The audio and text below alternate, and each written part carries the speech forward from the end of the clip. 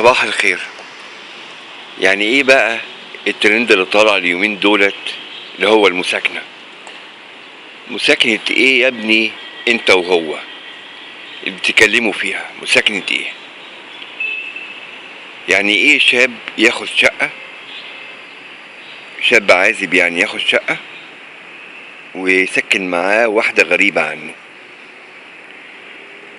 يا ابني يا ابني، الشرع في الثلاث أديان بيقول إن ده اسمه زنا. زنا. إن هنضحك على نفسنا يعني؟ ده اسمه زنا.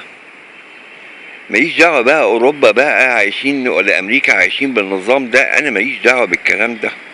أنا ليا دعوة بالصح وبالغلط. يعني إيه ولد وبنت مفيش علاقة بينهم يسكنوا في شقة واحدة تحت دعوة المساكنة عشان يعرفوا أخلاق بعض؟ تعرفوا أخلاق بعض إيه؟ ونيلة إيه وقطران إيه؟ هتخلوا الواحد يغلط، يعني غلط ملهوش تلاتة لازمة يعني. المساكنة دي اسمها زنا. طيب أنا ممكن أعرف أو ممكن أسأل سؤال؟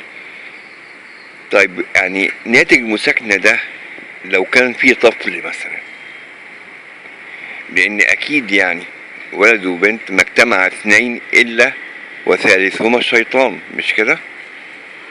أكيد هيحصل علاقة يعني. افرضوا بقى البنت حملت، الولد ده أخباره إيه بقى؟ في أوروبا ودول المتقدمة يعني الحاجات دي عادي عندهم، لكن احنا في المجتمعات الشرقية مجرد النقاش في الموضوع ده أكبر غلط ممكن الواحد يغلطه في الدنيا. انتوا بتشجعوا الشباب على ايه؟ على الغلط؟ وسكنة ايه وقرف ايه ونيلة ايه؟ اكتبوا له رأيكم في الموضوع ده في التعليقات. كنت معاكم حاتم النجار.